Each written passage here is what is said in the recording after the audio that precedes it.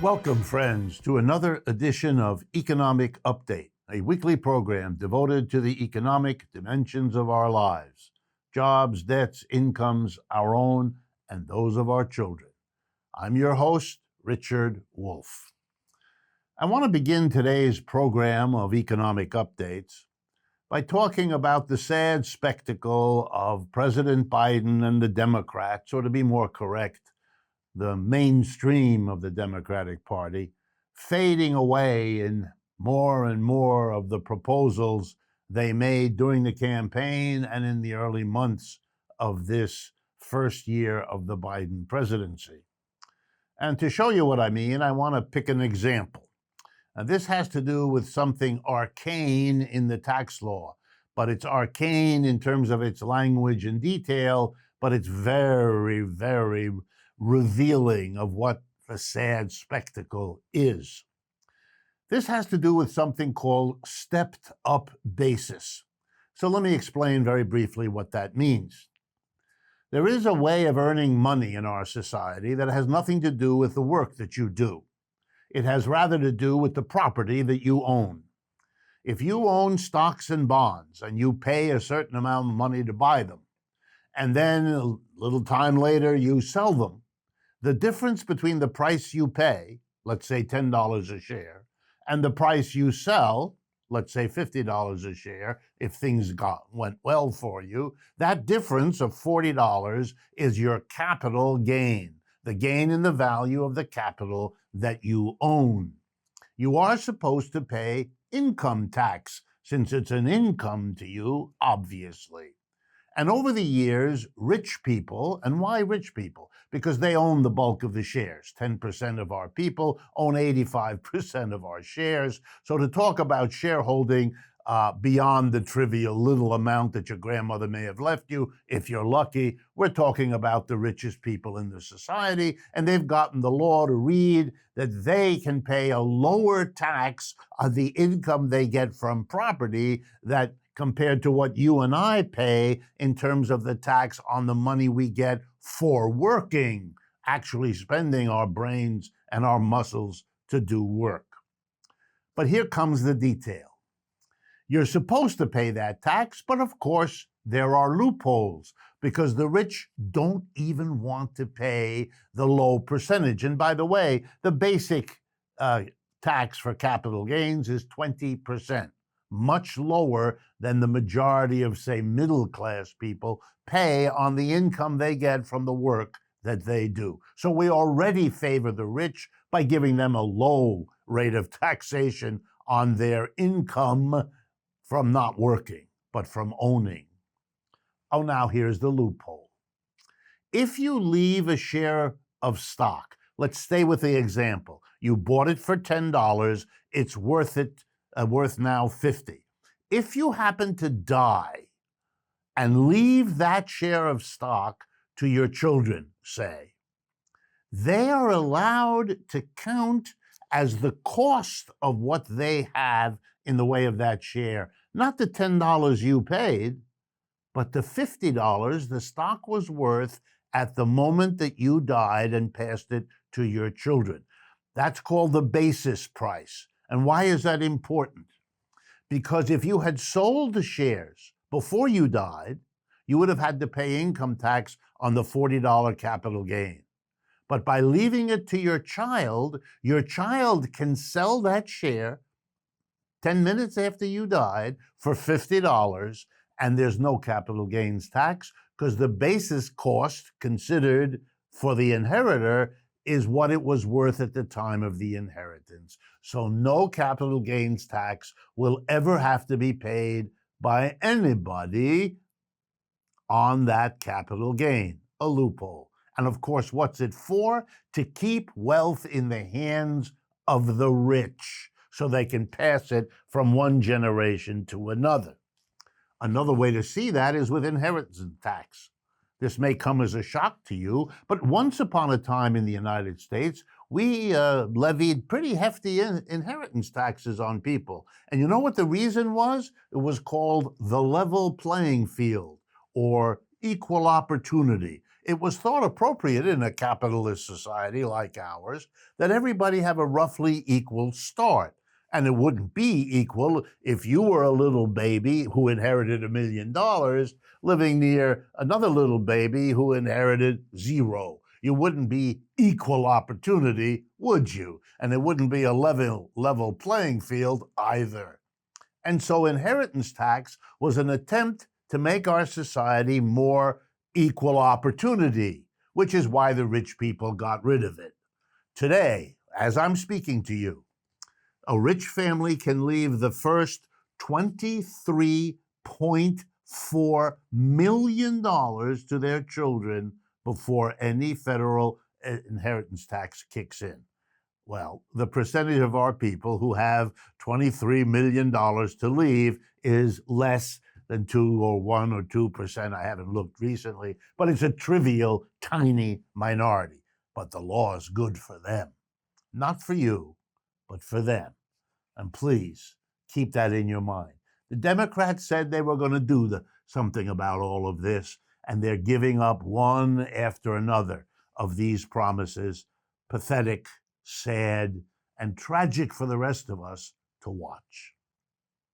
And remember when they say they can't afford to do something useful because there isn't the money. Oh, the money is there. They're just not prepared to go after and tax it. And their commitment to equal opportunity, equally sad. My next update has to do with the elections at the end of September in Germany and Austria.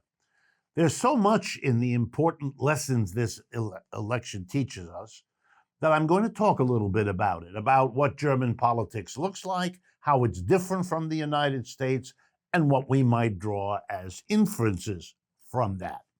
First of all, in Germany, there are 6, count them, 6 political parties that struggle to win elections. None of them comes close to winning 50%. If they did, they could govern the country alone. They'd have the majority. But they don't, and they rarely do. For example, many of you know that Angela Merkel was, and to this day still is, the leader in Germany. But her party, the Christian Democratic Union, is not a majority party. So for the last many years, she's had to govern in a coalition to get up to 50% of the seats in parliament.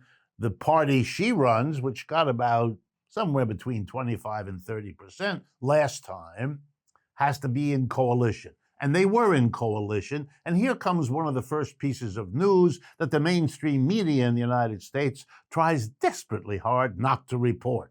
Who was the coalition partner of Angela Merkel? Who made it possible for her to be the government? Answer: the German Socialist Party. That was her partner. And in the elections on the 26th of September, they changed roles. She is now the second party, her Christian Democratic Union, and yep, you guessed it, the number one political party in Germany is the German Socialist Party. Think about it. But before you think too much, let me tell you about the government of the Christian Democratic Union. That is the major right-wing, right of center, let's call it, political party in Germany. It might surprise you to know what the conservatives in Germany do when you compare it, say, here to the United States. I'm going to read you a list of comparative statistics between Germany and the United States, and remember, it's the German conservatives who are responsible for what I'm about to list for you. Gun deaths, most recent year in the United States, 19,379 gun deaths in 2020. In Germany in 2018, the most recent year I could get numbers, 815 gun deaths. Compared to the United States, 20,000 gun deaths. Public higher education in Germany is free. The vast majority of Germans go to public universities for higher education. Tuition and fees, zero. Here in the United States, well, it's off the chart. That's why we have the debts for our students that we do. Prison population. In the United States, 810 people per 100,000. In Germany, 78 people per 100,000, right? Less than 10% of the population in jail compared to the United States. The top income tax bracket in the United States, 39%. In Germany, 50.5%. Paid sick leave. In the United States, the law mandates nothing in the way of paid sick leave. In Germany, the law mandates you must be paid 100% of your salary for up to 6 weeks of paid sick leave per year. Think about it. Annual vacation required by law in the United States? None. In Germany, you must be given, every person, 24-day work days of paid, full 100% paid vacation, plus 9 to 12 holidays that have to be paid on top of the effectively 5 weeks of paid vacation. The standard work week by law in Germany, 35 hours. In the U.S., 40. In Germany, every company with more than 2,000 workers has to give the workers the right to elect a little bit less than half of the members of the board of directors. I could go on. All of these things were captured, these benefits, by the socialists at various points in German history. But the conservatives don't undo them because they dare not. They can't. Conservatives in Germany would be considered Bernie Democrats or more to the left in this country. That's how different these two societies' politics are. Then there was the referendum in Berlin. This is astonishing when you think of the comparison to American politics. There was a referendum to stop runaway rents in Berlin. Rents have been going up like crazy, and the people began a movement to stop it. And the way they decided to make it stop was not this or that detail law reform. No, a head-on demand. Every apartment owner who owns more than, I think it was 1,000 apartments, a big number. So only the very biggest landlords, and there aren't that many of them, because they're the culprits that have been raising the rents the most. They would be, here we go, deprived, expropriated of their apartments. How many were involved? 250,000 apartments would be taken away, paid for, bought at a market price, taken away from the private, run as public housing, and to make sure that rents don't go up the way they have in the past, making them politically responsible if they dare do it. This was put to a referendum. Here are the results on the election day in Berlin. Ready? 56% of the voters were in favor of taking the property. 39% were opposed. It passed. It's not a binding referendum, so now negotiations will have to begin. But it's unmistakable what the people want, and they want public housing to stop rent increases.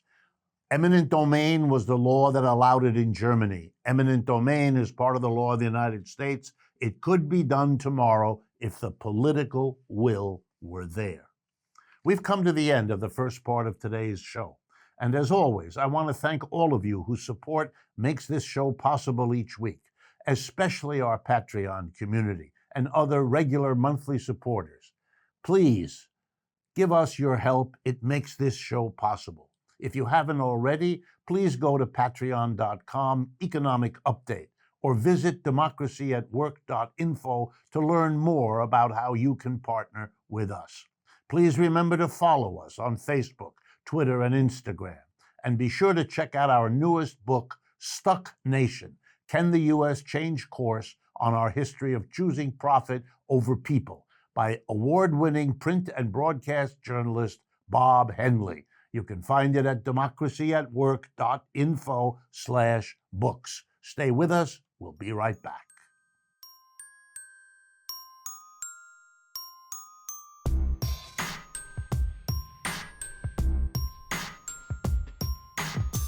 Welcome back, friends, to the second half of Economic Update. Before the break, I was telling you about the German elections, but I want to tell you also about elections the same day in neighboring Austria, because there something happened that's gotten even less attention in the mainstream media than the realities of German politics and the stunning victory of the Socialist Party in the elections at the end of September. Austria has two large cities. The main city, Vienna, that everybody knows about, but the second largest city in Austria is called Graz, G-R-A-Z. It is a city of a population of 330,000 people with a surrounding metropolitan area that makes the real population of that urban center about twice that, or over 500,000 people. The elections were won on the 26th of September in the second largest city of Austria by the Communist Party of Austria. Not the Socialist Party, the Communist Party. It is a party that is famous across Austria because of one of its rules. Any party official who earns more than 2,000 euros a month, that's about $2,500 more or less per month, must give the excess over that back to the Communist Party to give money for its fund for needy people in Austria. It is an anti-capitalist party, long-standing, long history in Austria, and they are now the dominant party in the second largest city of that country. And I look at you all a little special because it has a reputation of being a very conservative Roman Catholic country, which it has been, but there are rumblings of change, and I wanted you to know about one particularly because you're probably not going to hear about it any other way. My next update I give a title to. I'm calling it Yale for Sale, and I want to explain what I mean. Yale has a program, it's had it for several years, called the Brady-Johnson Program in Grand Strategy. And the person running it was history professor Beverly Gage. She made quite a name for herself. She's a well-known historian, and she ran the program with great success. However, it turns out that Brady and Johnson have their names on this program, not because of anything they've accomplished, but because of the money they've given. Mr. Brady was the Treasury Secretary in the Reagan White House, and Mr. Johnson is the largest single donor to Yale University in its history. And for those of you in the California area, I want to let you know it's the same Mr. Johnson who owns the San Francisco Giants baseball team. He is a billionaire. And Mr. Brady and Mr. Johnson didn't like that Professor Gage, who was chosen because of her credentials as a professional historian, was making decisions about diversity of people involved in the program, diversity of points of view. They didn't like any of that. And they used their money to get Yale to do what? They demanded a panel to oversee her work. And they demanded that Henry Kissinger be the head of the panel. They demanded it because they give money. And Yale caved. And a few weeks ago, Beverly Gage handed in her resignation from the directorship of the Brady-Johnson program because she couldn't work under a right-wing pressurized panel overlooking everything she did. That's not academic freedom.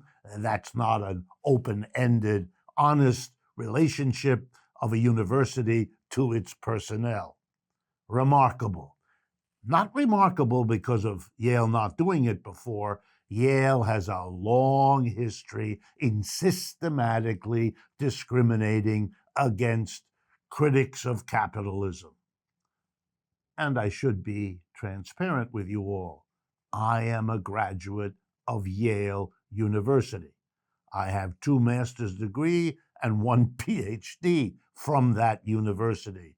I was there as a student and then as a teacher for many years, so I know directly of what this means. Let me conclude, beyond the shame of Yale, which is operating much more like a business than like a university, which is pretty much where things have come down. But I want to conclude by telling you a little more about Mr. Johnson. Besides owning the San Francisco Giants, he's a big financial supporter to both Bush and Trump. He gave a significant amount of money to Representative Boebert, you know, that remarkable congressperson who wears guns, if I recall, on her belt and is a big believer. He supported Elbert Lee Guillory of Louisiana, who switched from the Democratic to the Republican Party as a leader of a movement to bring African Americans into the Republican Party. He was a big supporter in Mississippi of the Republican white candidate who was running against a black Democratic candidate. I could go on, but you get the picture of who this man is. And Yale chose to sell out to him. And I want you to understand this goes on all the time. And Yale is not by any means the only place that does it. And why is this done? Because the people who are billionaires want to control the education process. They want to make sure the young people get taught this way and not that way, to look at the world this way and not that way. That's what they're doing. That's why they're doing it. And the administration and the students and the professors at these institutions better look hard in the mirror to think about who they're working for and what they're working for. I want to turn next to the so-called problem of our supply chains. You've asked me in many of your emails to do this. There's a shortage of all kinds of things, a shortage of workers, a shortage of products on the store shelves, and so on. And we are being told a bunch of nonsense here that, particularly for an economist, is a little bizarre, and I'm used to this sort of thing. So let me begin. There's a basic law in economics called the law of supply and demand that I'm sure many of you have heard.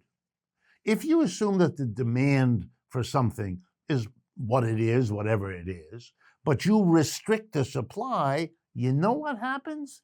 The price goes up. Now think about this from the point of view whoever supplies the product. If we want the price of toothpaste to go up, for example, we can restrict the supply. We, the producers, produce less toothpaste. It becomes scarce. We fund all kinds of PR people to tell us what the reasons for the scarcity are. I'm going to come to that in a minute. But the bottom line is, by restricting the supply, the demand, the people who want the toothpaste, will have to pay more for it because it'll be scarce. Meanwhile, we can fire some workers because we don't need them, since we don't need to produce as much toothpaste as we used to because we're restricting the supply. So we have saved on our costs, but the price of everything we sell goes up. That's a recipe for profit gains. Lower costs, higher price per unit sold. No great rocket science here. The only problem is if people understand what we're doing, because we, the producers, and they have a name, we call them capitalists. The capitalists restrict the supply, jack up the price and the profits. They don't want you to get angry at them because of what they're doing. And the solution to this problem that they've come up with is flood the airways with phony other reasons why there's a shortage. So here we go. These are the ones you're going to hear and the ones you've been hearing. COVID. Everybody knows we have COVID. So you see, COVID is somehow producing these shortages? I don't know, workers get sick. Well, if you actually look at how manufacturers have been going, they've been making those workers come to work sick or not. Half of the terrible sickness is because workers had to stay at work for one reason or another. But it's a nice story to tell. Here's another one. Overseas, people are behaving strangely and not doing what they're supposed to. Maybe because of COVID over there, or maybe because of bad policies over there. And now that we bring goods from a long distance more and more, well, things happening abroad, it's really not under our control. It's happening over there. Get the picture? You're scrambling people's understanding. They're not going to understand that this is a deliberate policy in many, many cases. It is true that in some cases it isn't deliberate, but let's be clear why. We used to produce most of what we consume in America, but we decided not to. Well, who decided? The capitalists. They could make more money by producing it in China or India or Brazil. And that's thousands of miles away. And it's true, it has to come then when you finish producing it there, bring it back here to sell. That's a long supply line, and all kinds of things can happen. And that's true, but let's never forget, why are we dependent on long supply lines? Because capitalists wanted to make more money, and they could do it there. And they don't want to keep inventories because that costs them money. So when there's a shortage, they can't turn to the storehouse because they don't want to spend the money to store things in a storehouse. So wherever you look, it's the capitalist system of profit first, everything else second, that explains the shortages. Don't be fooled by efforts of those who cause them to blame somebody else. The last couple of updates that we'll have time for are short, and they're punchy. I want to bring your attention to a decision by the High Court in Kenya, Africa, a decision that's going to have ramifications all over the world. Making a decision in a divorce case, the High Court justice there, a woman, by the way, declared that housework done by a woman married in a household has to be considered a job under the law and has to be paid a cash wage or salary, just like other work in the society. And carrying a baby to term for 9 months, pregnancy, is also a job, and that has enormous ramifications. It takes the old idea of wages for housework and makes it real. And things like this that happen in one jurisdiction tend to be noticed and picked up in others. It will be coming to a courtroom near you before you know it. Finally, is there an inflation? We are told by some there is, we are told by others there isn't. And so I want to end today by giving you a list of what has happened to a collection of items over the last period, August 2020 to August 21. And you decide whether there's an inflation. These are the way prices have gone up. And unless your wages went up at least as much, you can't afford as much of this as you used to. Bacon, up 17%. Beefsteak, up 16%. Fresh fish, up 10.6%. Chicken, up 8.6%. Pork, up 8.3%. No workers beyond a terrible tiny number had wage increases equal to this. Yeah, there's an inflation, and yeah, it's eating into your standard of living. Thank you all for your attention. We've come to the end of today's economic update, and as always, I look forward to speaking with you again next week.